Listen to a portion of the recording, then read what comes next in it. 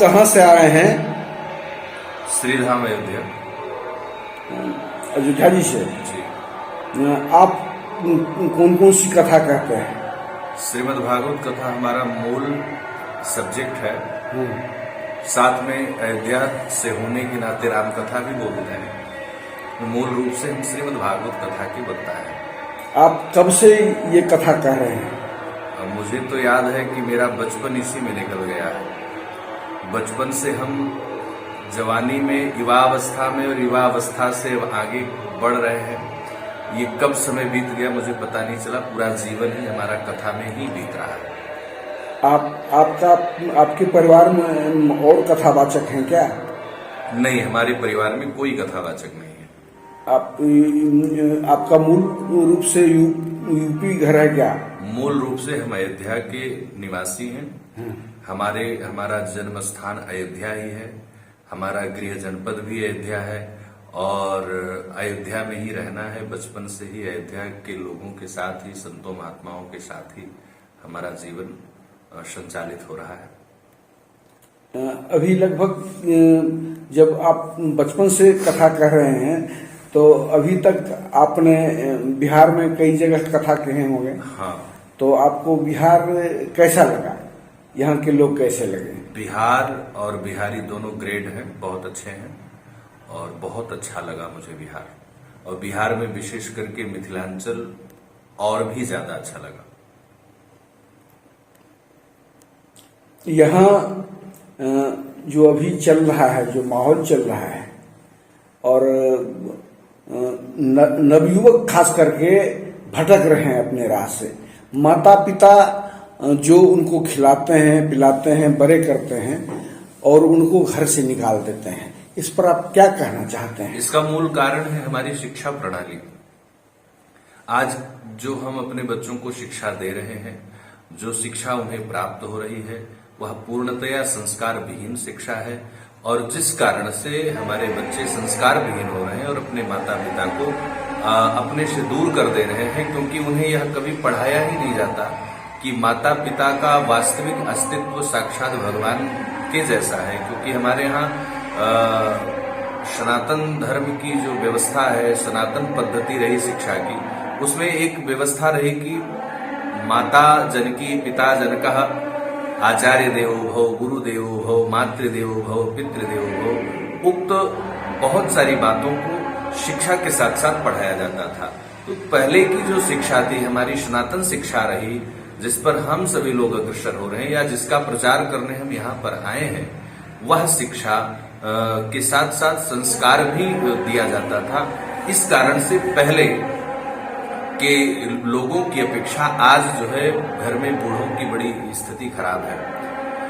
और हम तो सबसे यह कहना चाहेंगे आपके चैनल के माध्यम से, आपके माध्यम से हमारी ये बात जहां तक भी जा रही हो, सभी माता पिता जितने भी अभिभावक हैं उन सब से हम कहना चाहेंगे कि आप डॉक्टर, कलेक्टर, इंजीनियर अपने बच्चों को बनाइए, खूब पढ़ाइए लिखाइए, लेकिन साथ में हम ये कहेंगे कि उन्हें श्रीमद् रामचरितमानस का भी पाठ कराइए, भागवत जी का भी पाठ कराइए, अपने धर्म के विषय में भी बताइए, ताकि उन्हें यह ज्ञात हो सके कि हमारी वास्तविकता क्या है, हमारा मूल क्या है और हम क्या है, हमारे जीवन में हमारे माता पिता का क्या स्थान होना चाहिए।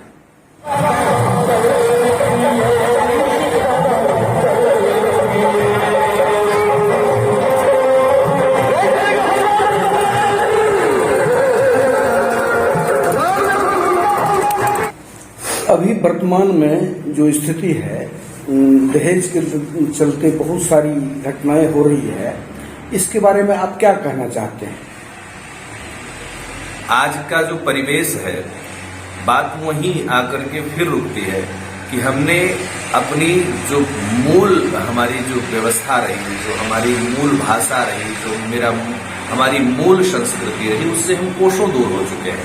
आज हम पाश्चात्य संस्कृति के पद चिन्हों पर इस तरह से आगे बढ़ रहे हैं कि हम लिविंग रिलेशनशिप जैसे कानून को प्रोत्साहन दे रहे हैं और ये कानून लागू होने के बाद भी हमने इसके खिलाफ कोई आवाज नहीं उठाई, हमने कुछ कहा नहीं, हम कुछ बोले नहीं और शांतिपूर्ण रूप से इसको हमने एक्सेप्ट कर लिया। इसी कारण से ये सारी समस्याएं हो रही हैं।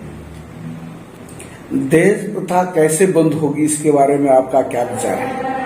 दहेज प्रथा यदि बंद करना है तो उसके पीछे पुनः मूल रूप से हमें अपने संस्कार युक्त शिक्षा की ओर बढ़ना होगा। हमारे घरों में रामचरितमानस का, श्रीमद् भागवत जी का पारायण होना चाहिए, पाठ होना चाहिए और इसकी भी जानकारी, इसकी भी शिक्षा हमें दी जा सकती है। देखो, ऐसे किसी के ऊपर शक्ति करके या बलात् जबरदस्ती करके हम दहेज को नहीं बंद करा सकते। हमें युवा की और लोगों के सोच को ही बदलना पड़ेगा। बिना सोच को बदले ये संभव नहीं हो सकता। अभी बच्चे का शिक्षा, जैसे अभी कोई फेल नहीं करता है, बच्चे जो अधिक से अधिक नंबर लाते हैं वो उनको नौकरी मिलती है। बच्चे की पालन पोषण के लिए आप देश के लोगों को क्या कहना चाहेंगे? किस तरह से पालन पोषण उनका हो जो अच्छे संस्कार मिले? इसमें पहले तो देखिए, आज हम परिकल्पना करते हैं कि हमारा बेटा, हर माता पिता दुनिया का ये चाहता है कि हमारा बेटा राम के जैसा हो, हमारी बेटी सीता की जैसी हो या बहू सीता के जैसी हो। पर हम ये भूल जाते हैं कि राम तो दशरथ के यहां ही होते हैं ना। सीता कौशल्या जैसी सास की ही बहू हो सकती है। इसलिए हमें पहले अपने आप को बदलना पड़ेगा, अपने आप को सुधारना पड़ेगा, अपने आप को सही पथ पर ले जाना पड़ेगा, तब हम किसी से कह सकते हैं। वास्तव में कलयुग नहीं करियुग है, कलयुग नहीं करियुग है। जैसा हम करेंगे वैसा ही हमारे सामने उतरेगा, वैसा ही हमको भरना पड़ेगा। इसलिए हमें अपने बच्चों को सुधारने से अच्छा पहले अपने आप को सुधारना पड़ेगा, अपने आप को सही पथ पर ले चलना पड़ेगा। तब बच्चे हमारे चरित्र को, हमारे आचरण को देख करके उसी मार्ग की ओर आगे बढ़ेंगे, उसी पथ की ओर आगे बढ़ेंगे। क्योंकि कहा जाता है, जब कोई श्रेष्ठ पुरुष, कोई विज्ञ व्यक्ति या कोई समाज का श्रेष्ठ व्यक्ति कोई कार्य करता है तो समाज पर उसका 5 गुना अधिक असर पड़ता है। 1 गुना नहीं, 5 गुना अधिक असर पड़ता है। बच्चे तो माता पिता के आचरण से ही सीखते हैं ना, गुरु के आचरण से ही सीखते हैं। तो हमें इस बात पर ध्यान देना होगा कि हमें अपना आचरण, अपना चरित्र सुदृढ़ करना होगा। आने वाली पीढ़ी, आने वाला भविष्य अपने आप मजबूत हो जाएगा। आचार्य श्री राम शर्मा का एक सूत्र था, हम सुधरेंगे युग सुधरेगा, हम बदलेंगे युग बदलेगा। ये उन्होंने जो नारा दिया था, वास्तव में इसका हम सबको पुरजोर तरीके से पालन करना चाहिए और इस नारे को लागू करना चाहिए अपने जीवन में। क्योंकि हम किसी को सुधारने से अच्छा है अपने आप को सुधारें, किसी को बदलने से अच्छा है कि हम अपने आप को बदलें। हम बदल जाएंगे तो समाज अपने आप धीरे धीरे करके बदल जाएगा। अभी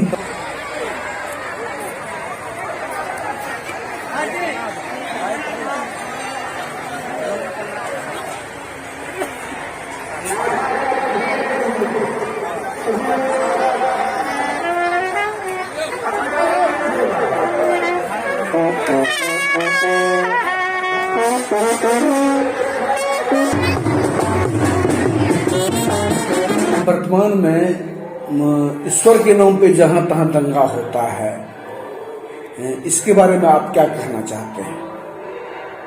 सब लोग जानते हैं कि साकार ब्रह्म और निराकार ब्रह्म है, लेकिन फिर भी लोग आपस में राम के नाम पे, अल्लाह के नाम पे, साईं के नाम पे, ईसा मसीह के नाम पर आपस में लड़ते हैं। इसके बारे में आप देशवासियों को क्या संदेश देना चाहते हैं? हम तो एक ही बात कहेंगे, सर्वधर्मान परित्यज्य मामेकम शरणं व्रज। भगवान श्री कृष्ण ने गीता में कहा है कि कोई भी धर्म हो, जितने भी धर्म हैं, सभी धर्मों की फलश्रुति हम ही है। तो अनेकानेक धर्मों में पढ़ने से अच्छा है कि आप परम धर्म की ओर बढ़े, जो श्रीमद् भागवत कहती है कि यस्मिन् पारमहंसमेव ममलम ज्ञानम परम गीयते धर्म प्रोजित कई तबोत परमो निर्मत सराणाम सताम। जो परम धर्म है, लौकिक धर्म को छोड़ करके हमें परम धर्म, जो हमारी आत्मा का धर्म है, हमारा धर्म है, उस ओर हमें आगे बढ़ना चाहिए। और हम सबको सतत प्रयास करके भगवत प्राप्ति करनी चाहिए। और आपस में दंगा फसाद करने से कोई लाभ नहीं है।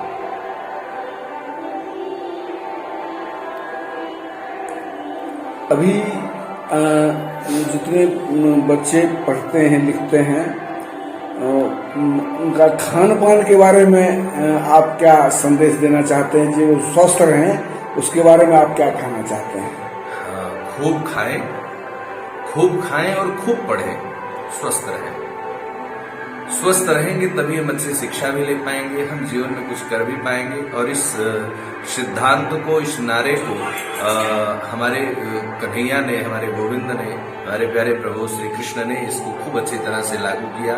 माखन चोरी करके ये समाज को एक तरह से निर्देश दिया कि हम, अगर हमें खाने में कोई कमी हो रही तो खाने में कोई कमी नहीं होनी चाहिए, भले ही खाने को चोरी करके खाना पड़े, पर हम यदि मजबूत रहेंगे तभी हम सुरक्षित रहेंगे तो हमारी शिक्षा भी सुरक्षित रहेगी, हमारा धर्म भी सुरक्षित रहेगा। जब हम ही कमजोर रहेंगे, कुपोषण के शिकार रहेंगे तो हम भला क्या कर सकते हैं? इसलिए सतत प्रयास करना चाहिए कि प्रथम सुख ही निरोगी काया है। तो हम अगर अच्छा खान पान रखेंगे तो सब कुछ अच्छा रहेगा। धन्यवाद। आपका नाम? हमारा नाम आचार्य इंद्री है। श्रीधाम अयोध्या से चल करके आपके गांव ढट्ठा में आए हैं।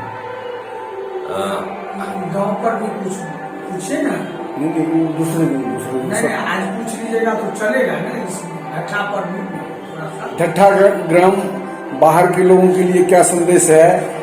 यहाँ ढट्ठा ग्राम में प्रथम बार आपके चैनल के माध्यम से हम सभी को यही संदेश देंगे कि जिस प्रकार से इस छोटे से गांव ने एक ऐतिहासिक कार्यक्रम रचने का कार्य किया है। एक मिनट का कार्यक्रम जो ढट्ठा ग्राम की पावन धरती पर हो रहा है, इसके बारे में लोगों को क्या कहना चाहते हैं? देखिए, हम तो यही कहेंगे आपके चैनल के माध्यम से कि ढट्ठा गांव जो है छोटा सा गांव है और इस छोटे से गांव ने इस ऐतिहासिक कार्य को करने का कार्य किया है, लोगों के लिए एक मार्गदर्शन देने का कार्य किया है। हमें लगता है धार्मिक क्षेत्र में कि अगर हम में एकजुटता है, हम में एकता है, तो हम बड़ा से बड़ा काम भी बहुत आसानी से कर सकते हैं। और ये ढट्ठा गांव की धरती पर आपके समक्ष परिलक्षित हो रहा है। जिस प्रकार से कम समय में, थोड़े समय में एकजुट होकर के और इतनी सुंदर तरीके से व्यवस्था की, किसी को पता नहीं चलने दिया कैसे क्या हुआ और कैसे क्या क्या व्यवस्थाएं हुई, सब कुछ बहुत अच्छे से हो गया। तो एक तरह से मुझे लगता है कि बड़े बड़े गांवों के लिए और बड़े बड़े कस्बों के लिए ये छोटा सा गांव ढट्ठा नजीर है कि अगर हम में एकता है तो हम कुछ भी कर सकते हैं। आसपास के लोगों के लिए क्या संदेश है? हाँ, आपके चैनल के माध्यम से हम कहना चाहेंगे कि आप जरूर आए और ऐसा अद्भुत, ऐसा दिव्य जो कार्यक्रम आपके यहाँ हो रहा है, यहाँ पर उपस्थित होकर के इसका दर्शन लाभ भी करें और सम्मिलित होकर के पूजन अर्चन भी कर सकते हैं, पूजन अर्चन भी करके भगवान की उपासना कर सकते हैं। ऐसा दिव्य कार्य हरिहरात्मक श्रीमद् भागवत कथा ज्ञान यज्ञ है। अर्थात हरि माने भगवान श्री हरि नारायण श्री कृष्ण और हर माने भगवान शिव। तो साक्षात एक साथ शिव और साथ में श्री नारायण की उपासना साथ में होने जा रही है। रुद्राभिषेक होगा, वहीं दूसरी तरफ वेदी पूजन और भागवत जी का मूल पारायण और भागवत जी की कथा भी होने जा रही है। इसलिए हम जहां तक हम आपके द्वारा, आपके चैनल के माध्यम से हमारी आवाज जा रही है, सबसे हम कहना चाहेंगे कि एक बार अवश्य आइए, अवश्य देखिए, देखन जो ये देखने योग्य है, जानने योग्य है कि किस प्रकार से हो रहा है। धन्यवाद।